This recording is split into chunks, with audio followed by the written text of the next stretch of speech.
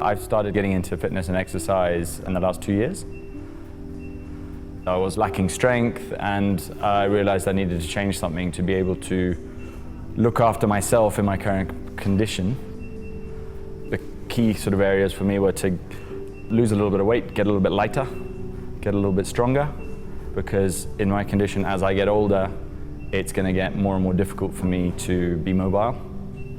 So I need to do all I can to be in a position where I am giving myself the best opportunity to be able to do everything I want to do going forward.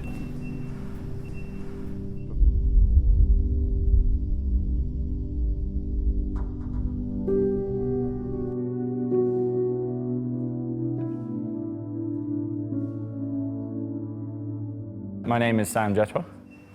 I broke my back in 1994 at the T10 level. I had a spinal cord injury in a car accident when I was 15. And so it meant that I lost the use of my legs. So I'm paralyzed from the waist down and confined to a wheelchair. I have full use of my upper limbs, but I have no use of my lower limbs. So everything I do is with basically my two hands.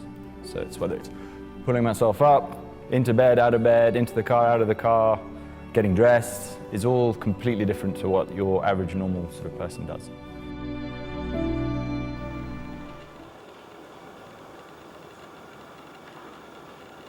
What makes me get off my rear end and come into the gym is, at the end of a day's work, it really helps me decompress. It helps me feel better, have more energy, I sleep better.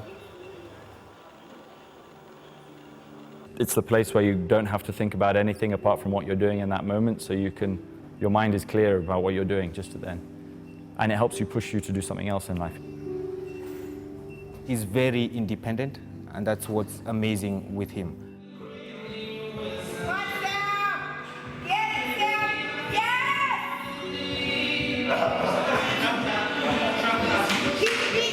So the first time I walked out with him, I saw him coming off the seat, coming up without me helping him. I only help hold the wheelchair when he has movements where he might flip back. So there's a lot to learn, and I continually learn from him. It's just, you're an amazing person. Thank you. Yeah. Thank you. So, I've had quite a few people come up and say to me, it's like, wow, I can't believe you're doing this, and there's so many other people who can't do this, and you do this, and you do. I don't really think about it that way. I just sort of get on with it and do it for myself. But if I can help somebody along the way get into the gym, or just mentally somebody sees me doing something and thinks, okay, well, it might not be gym related, physical. It might just be, okay, my mindset is that if that guy can do it, I can do it. So it's rewarding if I can do that to somebody. I do get annoyed with people that I see who are, they kind of take advantage of the fact that they may be in a wheelchair, or they kind of play along the fine lines of, oh, I need some help, when they don't really need the help. There's mollycoddling, cotton wooling people who have disabilities. It's not doing them any good. You should be harder on them. If anything, get out there, do it, try it. You only know what you can do until you fail. So you've got to try, and if you don't try, then you'll never know.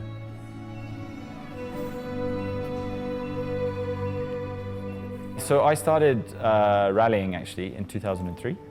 It's always been my lifelong dream was a sort of really small watching the Safari Rally. This year I bought myself a Dakar style off-road racing car. And the dream is to go and try and do the Dakar Rally one day. And in so doing be maybe the first Kenyan to ever go and do the Dakar Rally.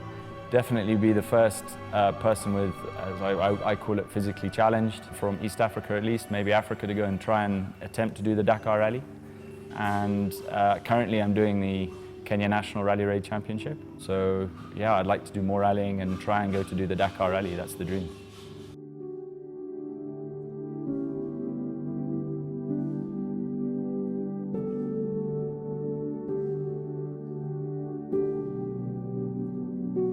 I want to use it as a vehicle to show anybody out there that anything is possible. And if you can manufacture that to help people along the way, then fantastic. That's what I'd really like to do.